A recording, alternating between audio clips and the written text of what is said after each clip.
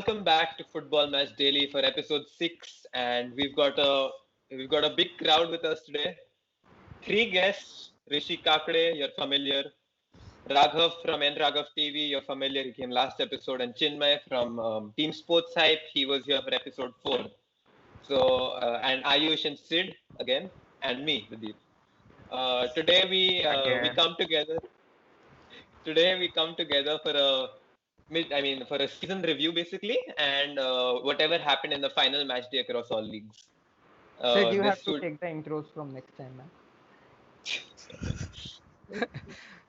and that was quite unnecessary, Ayush. And this video would be divided into two segments and would come out in two parts on our platforms. Because we've got quite a star cast here, and we plan to utilize them completely. Starting with La Liga, which ended first. Atletico Madrid won it on the final match day, while Real Madrid and Atletico Madrid won their games. Atletico Madrid needed the win to win the league, and they did win. So I would like to ask Rishi how it feels to not win the league. Obviously, it doesn't feel good. I think I don't remember the last time Real Madrid went trophyless in the season, and it's been that kind of a season for us. Semi-final in Copa del Rey, semi-final in Champions League, second in the league, but yet we couldn't win anything. So yeah, in spite of trophyless, I think I'd still be very proud of the team because 60 plus injuries, the club in depth, no home ground. We have to play our home matches at our training ground. No signings from last 2 years. I think we're down in problems, and yet I think they've performed good. All credits to Zidane and the team, especially Zidane. He's done good. So yeah, I'm not very happy, but I'm not disappointed either. Raghav would be the more disappointed, wouldn't he? No, I think obviously like we lost it from a winning position, like where we could have easily beat Granada and then we could have gone 3 points clear at the top and we could have easily won it in the last day. But you know that it is what it is and we bottled it again. Barca mentality. But I'm still happy that we won the Copa del Rey. For the first time, Copa del Rey was quite interesting this year because we kept losing first halves and then coming back. So it was interesting. And also kudos to Atletico because I think although they bottled it in the middle part of the season where there was no Suarez and even they were facing quite injury problems. But I think they finally caught up when Suarez came back, and I feel it was a deserved win for them. Chinmay, any thoughts on Atletico winning the La Liga title? Well, Luis Suarez, player of the season. Barcelona sold him, called him too old, and funny old saying because they're buying Aguero same age. So they sold Luis Suarez, and he really changed that tide for Atletico Madrid. I saw the statement from Diego Simeone where he was stunned when Luis Suarez was offered, and when they took him, and look what he did for the club. I think most of us saw it, I think, from the last 15 days that Atletico was going to win the league. But it still comes as a surprise seeing that neither Barca or Real Madrid didn't actually end up lifting that trophy, and it was, in fact, Diego Simeone's Atletico Madrid that won the trophy. So that was quite a pleasant surprise from Spain. Then we move on to France for PSG not winning the league in France. Last Lille have won the Liga, much to our surprise, and they've done it in some style, haven't they? Yeah, it's unbelievable I how think that they. it's very amazing, like PSG they call it the Farmers League, but this season Lille has shown that it's not the Farmers League, and I think not only PSG bottled it, Lille themselves they performed very well. I think they crossed the 80-point mark if I'm not wrong. So I think that's very good from their perspective, and obviously of course PSG didn't perform up to the level that they were supposed to, and they let it slip. So no trophies for them this season. Actually won a trophy. You They can won you the Coupe can de France. you can take out Pochettino from Tottenham, but you can't take out the Tottenham from Pochettino. Yeah, I think Well, PSG were really dependent on winning the Champions League trophy this year, and they kind of neglected the League One. And why shouldn't they? They've always been winning it, and it was a sudden surprise. But and I think people are underrating Lille, because it's not only PSG which performed bad, like Sid said. It's also that they did well as well. They did good Yeah, as well. Lille, they were 18th and they were fighting relegation last season when they bought in the manager.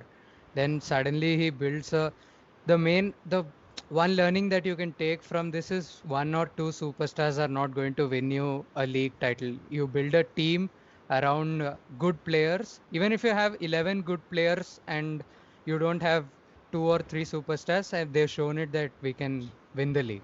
And especially when the superstars are busy pranking each other. a few Not a Instagram. serious club. Not a serious club. Not at all. Is that the forming of a new BFF pairing, Neymar Jr. and Kylian Mbappe?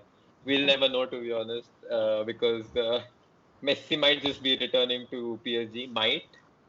But Yeah. let's not speculate on that.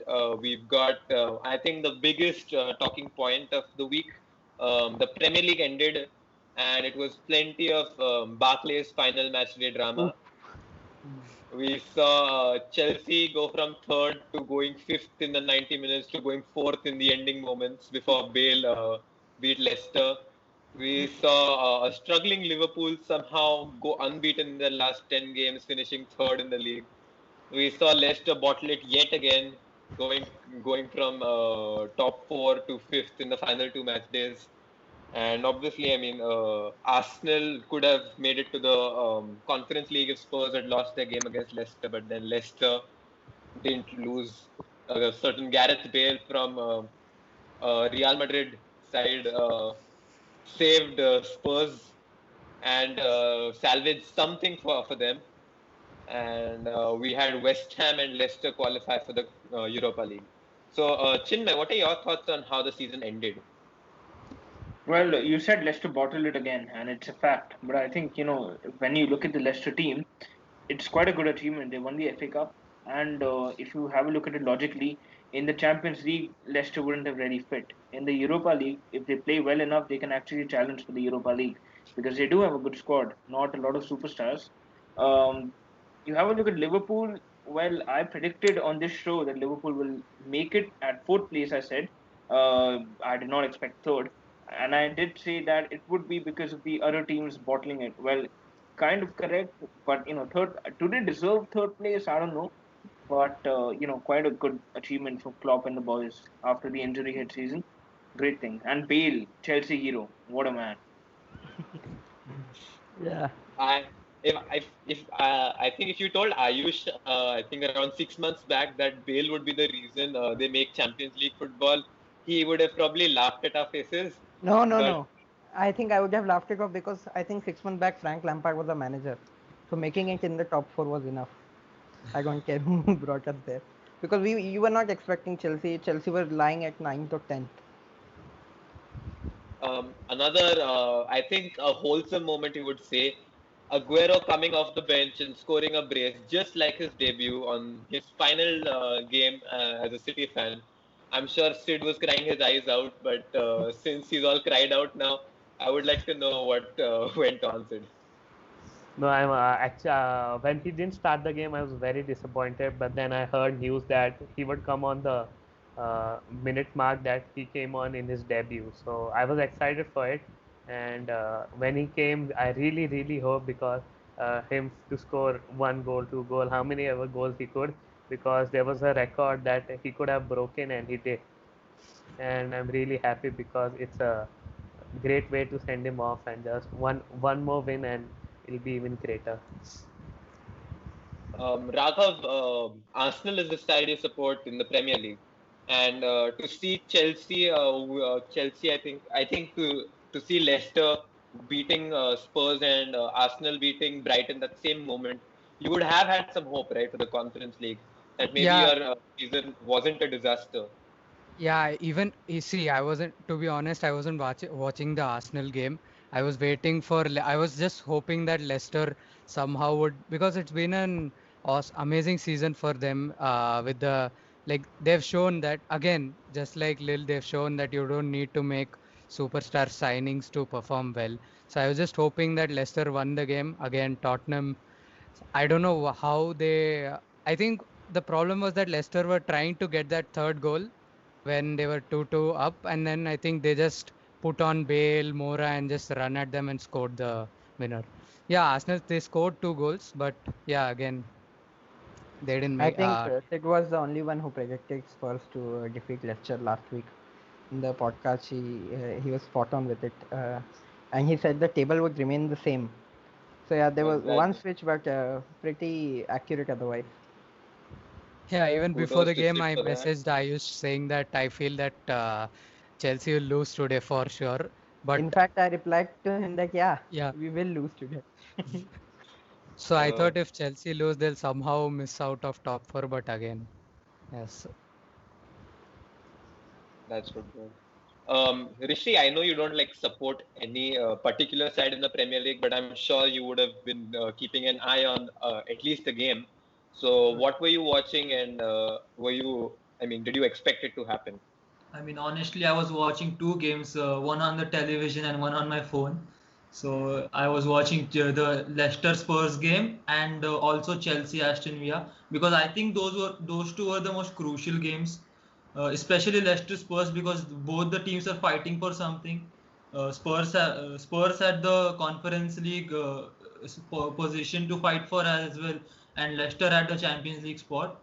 So I think that was obviously going to be the more important or entertaining game, and I was quite happy seeing Leicester win. But I think that's the thing about big clubs, and that is why they're big clubs, because they know how to bounce back. And so yeah, If there was a surprise for everyone on the final match day of the Premier League, and rightly so, because it is considered the most competitive league in the world. Um, I think over here, I think Chinmay was the only one who didn't have, as a United fan, to anything to look out for personally. We And did, we I'm did, sure. we did. We are the second team after Arsenal to.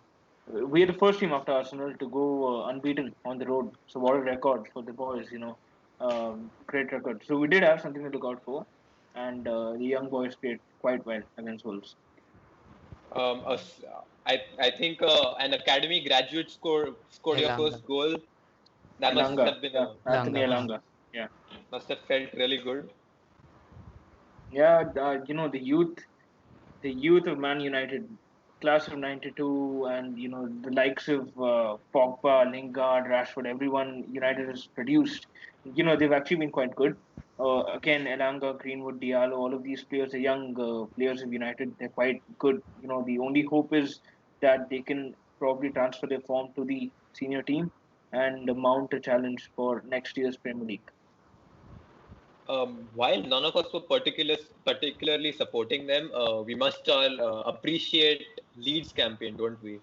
Yeah. Leeds came into the Premier League after 16 years, and they took the Premier League by storm, I would say, because Marcelo Bielsa's side has been unbelievable this season, and I think they would have made it higher if it wasn't for their poor goal difference. But like they say, Leeds either score four or concede four in the same game. It's quite unpredictable, but what a season they've had. Sid, what are your thoughts on Marcelo Bielsa? I think he's done a great job, but you shouldn't lie. You were definitely supporting Leeds. I know this for a fact, and yeah, that's why you brought this up. None of us are interested in Leeds, but yeah, I think they've done a really good job. After a very long time in the Premier League, and yeah, you would have expected them to do well, and they've really done well. And they made the league much more entertaining, at least for their matches. So yeah. Uh, so that wraps it up for the final match day. We would move on to the, I mean, individual seasons. And let's start with the one who's dreading to give his season review, Raghav. Uh, how would you sum up Barcelona's season? I would say it was a 6 out of 10 season, but I would give it a 6.5 just for the Copa del Rey. It's been like see, we started off very, I wouldn't say in the most best of ways we could have started. We started very poorly. Then again, we were 14th in the table, and then we were. I was thinking that it would be a big achievement if we make it to top four, to be honest, at that point. Then suddenly we switch back to a back three, things start to click, and then again Barca mentality. When things start to go right, we again do something wrong, and then I think our game became too predictable after a certain point, and teams could easily pick out our weaknesses, and they started um, even the lower teams like Granada or they started exploiting our weaknesses. And if I had to say that biggest positive of this season, I would say that it was the youngsters that Koeman has given a chance to, because the signings he got weren't his signings. Basically, they were already done deals by the time he came in. We got Pjanic, Dest, and Pedri. Also, when we had injuries to Roberto and PK, we got in young players like Mingueza or Araujo into the squad, and they really stepped up and showed that they can play at the top level. And one interesting fact is that Araujo hasn't been dribbled past in this entire La Liga season. So I think that has went quite under the radar because not many people watch La Liga. Even if they watch, I mean, it doesn't get the hype that a Premier League gets. So yeah, I think it was a decent 6.5 out of 10 season for me. Arao playing at Virgil van Dijk level, but let's move on. I think one person who would be I think benefiting we can from. call it Ruben Dias level now. Okay. Let's see next season when we've got a fit Van Dijk and a fit The Ruben ACL Dias. injury. ACL Van injury Dijk, is tough to Van come Dijk was from. fit when you conceded 7 to Villa. Yeah. Struck a Come nerve on. there. Videep, you're expecting too much if you think Van Dijk is ever going to return back to his 100%, because Yeah, an ACL I'm, injury is very hard to that's get what back I'm from. worried about at this point. I'm just hoping that Nat Phillips becomes Virgil van Dijk level, and Virgil van Dijk Yeah. continues his dual Concede mandate. concede 7 to Ollie Watkins. Yeah, okay. Oh, Looking forward. yeah. Anyway, I think there's only one person among us who would have benefited from Barca's poor season over here, and that's Rishi and his Real Madrid side. Not his Real Madrid, but how would you sum up your season, Rishi? I think if I had to rate it, I'd give it 7 or 7.5 maybe, because two semifinals and second in the league. Again, as I've already said, a lot of injury problems, no signings, no home ground. So I think it was destined to happen. I couldn't expect much from the team after so many problems, but I'm still proud of the team. I think everyone should be. So should be Zidane. I think he's been great. I mean, there's talk about him leaving. I hope not. A lot of senior players are also thinking of leaving. So a lot of the club is in quite a chaos right now, but they still had a good season. So I am happy. Yeah. Moving to the Premier League, maybe. Um let's talk to the table. I mean, let's talk to the champions. Man City, Siddhant Singh. I think we started off badly. Like this was the worst start that Pep Guardiola has ever had. But then we bounced back. We did well, and obviously for me and for Ayush, the season's not over yet. There's one big game left. So I would say for now I could say 8 out of 10 for us. For Chinmay as well, the season is not over right now. So you talk about Chinmay. Let's ask Chinmay how he felt Man United played. all season? Well, I'd say 7 out of 10. I'm gonna give it a good rating because Ole wasn't backed at all, and if you see, United lost 6 games in the season.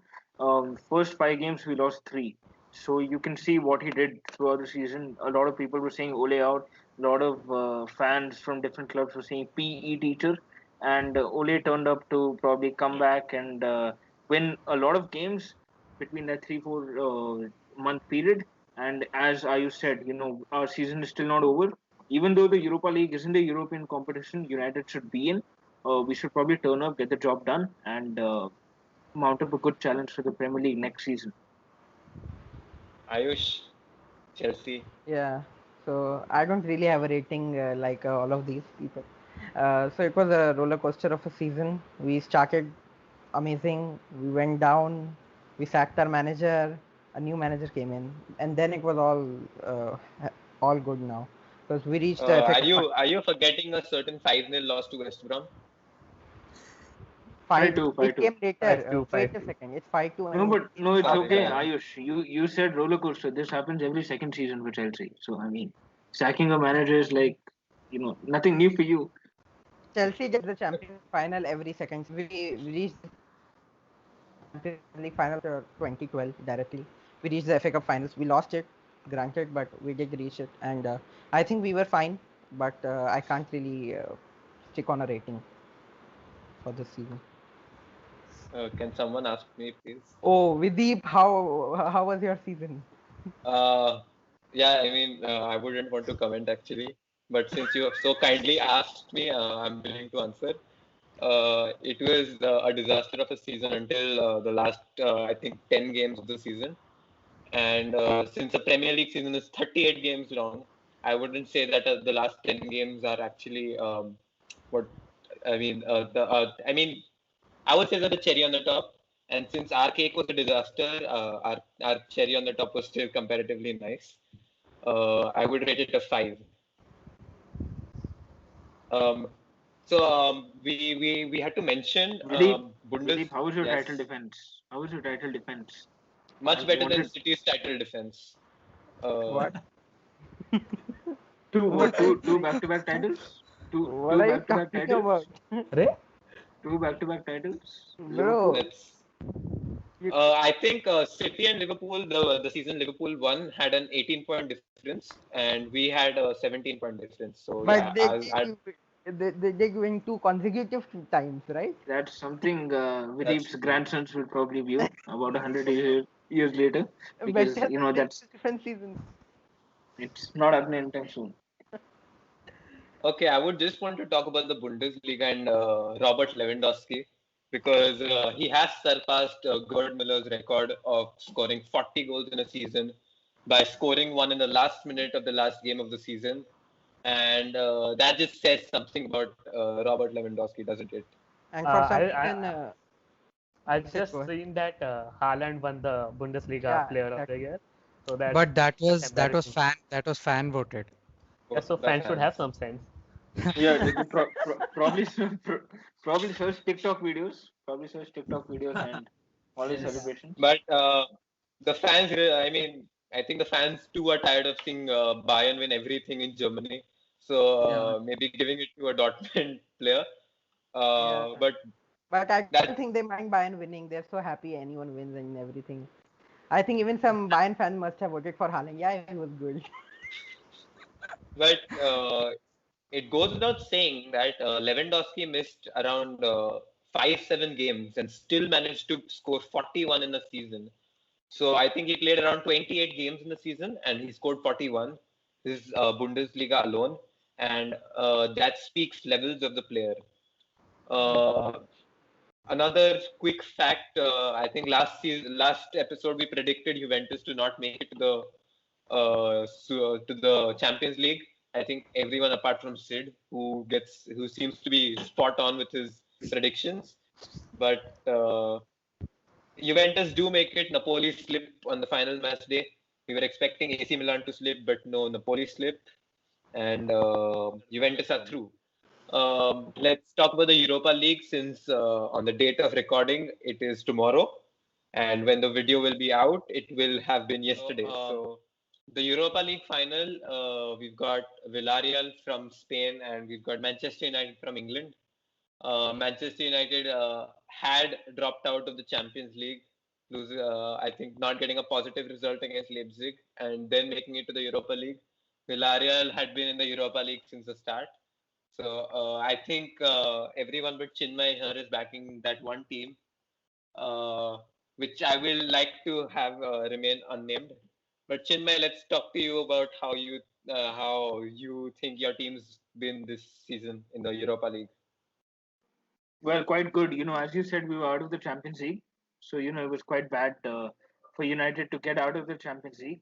And you have a look at our run in the Europa League. So we faced Milan and we faced Real Sociedad. We faced some good teams, and to get past them to the final, to get past Roma in the semi-final. So quite a good feat, and I am confident that we might just get a result on Wednesday night. Uh, so yeah, I mean, I was going through the two teams' fixtures and I saw that United did play a tougher set of opponents, but in big games like this, you can't just disregard the Unai Emery factor, can you?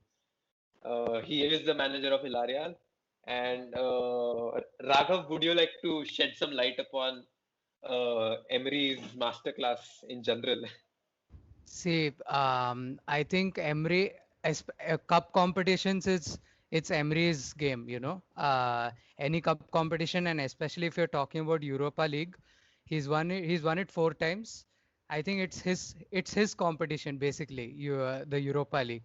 So and if you see that if we go through his road to the finals, he beat. I mean the initial 3 matches, I think it was winnable, which was Salzburg, Kiev and Zagreb, and he pulled off a masterclass against Arteta in the semi-final. So yeah, I think final it's going to be very tricky because it's just a one-off game and you don't have a second leg to make a comeback or to rectify your mistakes. So I think it's going to be a really really tricky game.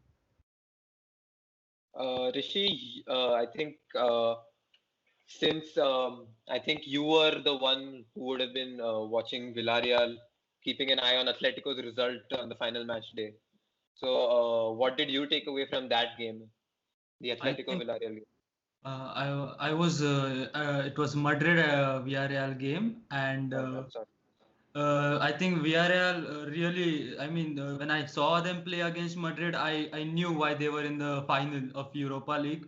I think couple of players who are in great form, naming Jared Moreno, Moreno especially. He has 23 goals this season. He has a lot of assists as well. I'm not sure of the number. I think they have good chemistry between the team, the passing, the way they keep the ball, the way they win the ball. They don't attack too much, but whenever they attack, it looks very positive. It looks like they're going to score. So so as you said, I think they're a very tricky game, a tricky team to play, and United are not going to get away with it easily. They'll have to bring their A game to it. Chinmay, And no you've Maguire. been laughing all this time. and no Maguire. No, I'm not laughing at his statement because he's absolutely spot on. So you know, kudos to you for that because no Maguire. Just feeling scared because you look at our centre back pairing and it's been Maguire and Lindelof or Maguire and Bai or Tuanzebe gets a game. Now there's no Harry Maguire. So, it's quite a tough situation to be in. So Alex Ferguson is gone with the squad yesterday. He flew out with the United squad and he's staying with the United squad for the next 3 days. So probably expect Ole to sit down in a corner and have his boss give a good team talk. Probably tell Rashford to poke it in this 92nd minute, like Ole did. But look, it's a final. It's Manchester United. I'm happy that Man United is finally back playing finals. As I said, earlier on in the first segment, this isn't the European competition we want to be a part of, but we are in the final. We've worked hard to get here. So I'm hoping Bruno Fernandes has a good game. Paul Pogba might, have a big impact on the game. So let's hope our superstars can step up and show Emery that the Premier League still rules over the world. You've been talking about how weak your defense gets now that Maguire's gone. Uh, we've been seeing a lot of conflict rise between the start of David De Gea and whether Dean Henderson should actually be United number one. What impact do both of the players bring to the team, and who do you think should be starting? David De Gea should be starting because if you have a look at the United Wolves game, it was a complete rotation of the squad because, of course, Ole wanted to rest all of his players, who are going to be part of the team for the Europa League final, and Dean Henderson played that game. So, that quite clearly tells you that David De Gea will be starting the final against Villarreal. Also, a lot of people are saying that David De Gea is going to be leaving the club this summer. So if we do win the trophy, if De Gea does play the game, uh, quite a good way to send off a legend, a club legend. He's been here for 10 years, so quite a good way to send him off. And And signed by as you said about the impact, um, look, two great keepers never has a good impact because you're always going to be changing, chopping and changing. So luckily we haven't had a big fight so far, a big conflict so far. But let's see, De Gea for the final, at least according to me.